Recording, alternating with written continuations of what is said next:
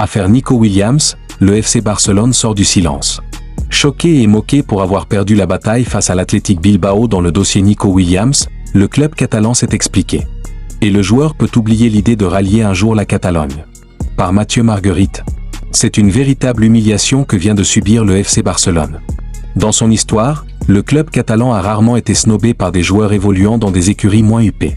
Et pourtant, alors qu'il pensait pouvoir enfin recruter Nico Williams, 22 ans, le Barça a découvert avec stupéfaction l'annonce officielle de la prolongation du champion d'Europe 2024 jusqu'en 2035. Une clause a tout fait capoter. Les Blaugrana sont logiquement sonnés, mais doivent se ressaisir immédiatement pour oublier ce cuisant échec. Selon les dernières indiscrétions de la presse catalane, Luis Diaz, Liverpool, et Marcus Rashford, Manchester United, seraient désormais les deux principales options. En attendant, les médias espagnols commencent à dévoiler peu à peu les dessous de cette prolongation historique et surtout inattendue. Dans ces colonnes, Sport nous apprend que tout s'est joué pour une histoire de clause entre Deco et l'agent du joueur, Félix Tinta.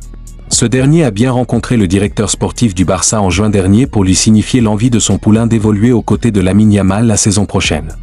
Deco souhaitait Luis Diaz, mais Joan Laporta l'a obligé à foncer sur Williams, jugé par le président catalan comme un coup sportif et marketing XXL. L'agent a tout de même précisé à Deco que le clan Williams restait inquiet à l'idée de ne pas pouvoir être inscrit par les culés, comme ce qui était arrivé à Dani Olmo. Face à ces inquiétudes, le Barça a assuré à Tinta qu'il avait bien l'argent pour payer la clause.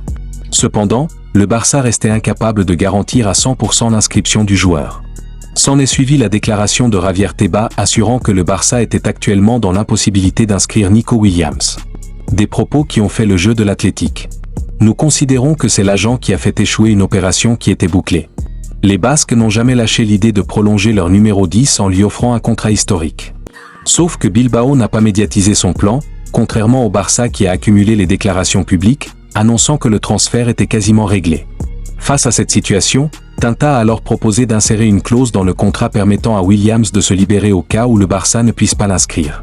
Une proposition balayée de la main par les Blaugrana qui a tout fait capoter. L'Athletic a alors surgi et profité de la situation pour convaincre son joueur de prolonger.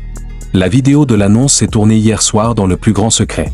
L'Athletic est même allé jusqu'à effacer le tag WN 2035, réalisé par Nico Williams sur la célèbre fresque des frères Williams pour ne pas éveiller les soupçons, avant de le remettre une fois la prolongation annoncée.